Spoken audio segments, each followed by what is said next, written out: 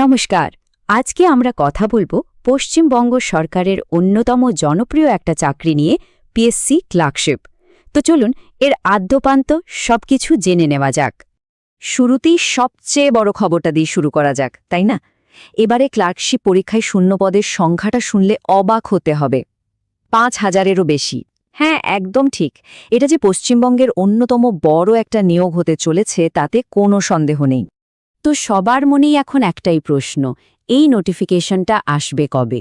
যা খবর পাওয়া যাচ্ছে তাতে মনে হচ্ছে বিধানসভা নির্বাচনের পরই এই বিশাল নিয়োগের ঘোষণাটা হয়ে যেতে পারে। তার মানে কি? তার মানে হলো প্রস্তুতি শুরু করার জন্য কিন্তু এটাই একেবারে আদর্শ সময়। আচ্ছা, তাহলে এই চাকরিটা পেতে গেলে ঠিক কি লাগবে?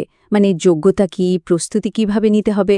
চলুন ধাপে ধাপে পুরো বিষয়টা পরিষ্কার করে নেওয়া যাক। যে কোনো পরীক্ষার জন্য অ্যাপ্লাই করার আগে প্রথম কাজটা কি? নিজের এলিজিবিলিটি বা যোগ্যতাটা মিলিয়ে নেওয়া। তো চলুন দেখে নিই এই পদের জন্য কারা কারা আবেদন করতে পারবেন। দেখুন, যোগ্যতাগুলো কিন্তু বেশ সহজ সরল। বয়স হতে হবে ১৮ থেকে ৪০ বছরের মধ্যে। আর শিক্ষাগত যোগ্যতা জাস্ট মাধ্যমিক পাস। তবে হ্যাঁ, একটা খুব জরুরি বিষয় আছে, আবেদনকারীকে কিন্তু পশ্চিমবঙ্গের স্থায়ী বাসিন্দা হতেই হবে। মানে অন্য রাজ্যের কেউ কিন্তু এই পদের জন্য আবেদন করতে পারবেন না। বয়সের ক্ষেত্রে একটা ছাড়ের ব্যাপারও আছে। যারা রিজার্ভড ক্যাটাগরির মধ্যে পড়েন, যেমন ওবিসি ক্যান্ডিডেটরা ৩ বছরের আর এসসি বা এসটি ক্যান্ডিডেটরা ৫ বছরের ছাড় পাবেন। ফলে তাদের জন্য আবেদনের সুযোগটা আরও একটু বেশি থাকছে। শুধু পড়াশোনার যোগ্যতা থাকলেই হবে না, আরও একটা স্কিল কিন্তু মাস্ট, সেটা হলো টাইপিং। ইংরেজিতে মিনিটে ২০টা শব্দ আর বাংলাতে মিনিটে ১০টা শব্দ টাইপ করার স্পিড থাকতে হবে। এটা যদিও একটা কোয়ালিফাইং স্টেজ, মানে শুধু পাশ করলেই হবে, তবুও এর প্র্যাকটিস কিন্তু প্রথম দিন থেকেই শুরু করে দেওয়াটা বুদ্ধিমানের কাজ। তো যোগ্যতা নিয়ে তো একটা স্পষ্ট ধারণা হলো। এবার চলুন পরীক্ষার পুরো স্ট্রাকচারটা বা গঠনটা বুঝে নেওয়া যাক। এটা জানলে কিন্তু প্রস্তুতির প্ল্যান করতে অনেক সুবিধা হবে। দেখুন, পুরো সিলেকশন প্রসেসটা মূলত ৩টে ধাপে হবে। একদম প্রথমে একটা অবজেক্টিভ এমসিকিউ পরীক্ষা, যেটাকে আমরা বলছি পার্ট 1। এখানে যারা পাশ করবেন তারা দেবেন ডিসক্রিপটিভ বা লিখিত পরীক্ষা, মানে পার্ট 2। আর একদম শেষে হবে টাইপিং টেস্ট, যেটা শুধু পাশ করলেই চলবে, এর নম্বর যোগ হবে না। আচ্ছা, এবার পার্ট 1টা একটু ডিটেলে দেখি। এখানে টোটাল ১০০ নম্বরের পরীক্ষা হবে, ১০০টা এমসিকিউ থাকবে, আর সময় ১.৫ ঘণ্টা। নম্বরটা ভাগ করা থাকবে ৩টে সাবজেক্টে। ইংরেজি থেকে ৩০, জেনারেল স্টাডিজ থেকে সবচেয়ে বেশি ৪০, আর অ্যারিথমেটিক বা পাটিগণিত থেকে ৩০ নম্বর। পার্ট 1-এর পর হল পার্ট 2। এটা কিন্তু লেখার পরীক্ষা। এখানেও টোটাল ১০০ নম্বর, কিন্তু সময় মাত্র ১ ঘণ্টা। দুটো গ্রুপ থাকবে, গ্রুপ এতে ৫০ নম্বরের ইংরেজি আর গ্রুপ বিতে ৫০ নম্বরের বাংলা। আর এই পরীক্ষার সবচেয়ে বড় আকর্ষণ কোনটা জানেন? এখানে কোনো ইন্টারভিউ নেই। হ্যাঁ, ফাইনাল মেরিট লিস্টটা তৈরি হবে শুধু পার্ট 1 আর পার্ট 2 এর নম্বর যোগ করে। তার মানে যা করার সব লিখিত পরীক্ষাতেই করে দেখাতে হবে। এটা কিন্তু অনেকের জন্যই একটা বিশাল বড় প্লাস পয়েন্ট। বেশ, পরীক্ষার প্যাটার্ন তো বোঝা গেল, কিন্তু পাশ করতে গেলে ঠিক কি পড়তে হবে এটাই তো আসল প্রশ্ন। চলুন এবার সিলেবাসের ভেতরে ঢোকা যাক, দেখে নি কোন সাবজেক্টে কি টপিক আছে।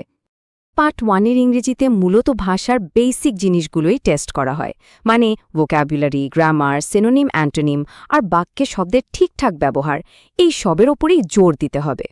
জেনারেল স্টাডিজ সেকশনটা কিন্তু বেশ বড়।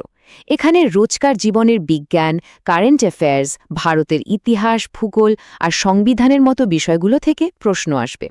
তবে ঘাবড়ানোর কিছু নেই, মূলত মাধ্যমিক লেভেলের জ্ঞানই এখানে পরোক্ষ করা হয়। অ্যারিথমেটিক বা পাটিগণিতের সিলেবাসটাও কিন্তু আমাদের সবার পরিচিত। সেই বিভাজ্যতা, ভগ্নাংশ, লাভ ক্ষতি, সরল সুদ, সময় দূরত্বের অঙ্ক, মানে মাধ্যমিক লেভেলের পাটিগণিতটাই ভালো করে ঝালিয়ে নিতে হবে। এবার আসি পার্ট 2 এর কথায়। এখানে কিন্তু লেখার স্কিলটাই আসল। ইংরেজি আর বাংলা দুটো ভাষাতেই রিপোর্ট লিখতে হবে। একটা বড় প্যাসেজকে ছোট করে, মানে প্রেসি লিখতে হবে, আর তার সাথে থাকবে ট্রান্সলেশন, বাংলা থেকে ইংরেজি আর ইংরেজি থেকে বাংলা দুটোই। এত সব ধাপ পেরিয়ে কঠোর পরিশ্রম করে যখন চাকরিটা পাওয়া যাবে, তখন জীবনটা কেমন হবে? চলুন এবার একজন পিএসসি ক্লার্কের চাকরি, স্যালারি আর ক্যারিয়ারের দিকটা একটু দেখে নেওয়া যাক। একজন ক্লার্কের কাজটা কি? কাজটা মূলত একটা কোর অ্যাডমিনিস্ট্রেটিভ কাজ, যেমন ধরুন ফাইলিং করা, সরকারি রেকর্ড মেনটেন করা, ডেটা এন্ট্রি করা, চিঠিপত্র দেখাশোনা করা আর সিনিয়র অফিসারদের বিভিন্ন কাজে সাহায্য করা। মানে পুরোটাই একটা ডেস্ক জব। এবার আসা যাক সেই বিষয়ে যার জন্য সবাই অপেক্ষা করে আছে, স্যালারি। পে লেভেল 6 অনুযায়ী বেসিক পে, ডিএ, এইচআরএ সব মিলিয়ে চাকরিতে ঢোকার পর হাতে গ্রস স্যালারি আসতে পারে প্রায় ৩০,৯১৮ টাকার মতো। এটা কিন্তু একটা বেশ ভালো স্টার্টিং স্যালারি। আর সবচেয়ে ভালো ব্যাপার হলো এখানে ক্যারিয়ার গ্রোথের একটা পরিষ্কার রাস্তা আছে। একজন লোয়ার ডিভিশন ক্লার্ক বা এলডিসি হিসেবে জয়েন করার পর অভিজ্ঞতা আর সিনিয়রিটির ভিত্তিতে প্রমোশন পেয়ে upper division clerk, head clerk, এমনকি সেকশন অফিসার বা অফিস সুপারিনটেন্ডেন্ট পর্যন্ত হওয়া যায়। মানে ক্যারিয়ারে এগোনোর সুযোগ কিন্তু যথেষ্ট। তাহলে ভাবুন, ৫,০০০-এরও বেশি শূন্যপদ কিন্তু আসতে চলেছে। প্রশ্নটা হলো, এই বিশাল সুযোগটাকে কাজে লাগিয়ে পশ্চিমবঙ্গ পাবলিক সার্ভিসে নিজের জায়গা করে নেওয়ার জন্য প্রস্তুতিটা কি শুরু করা যায়?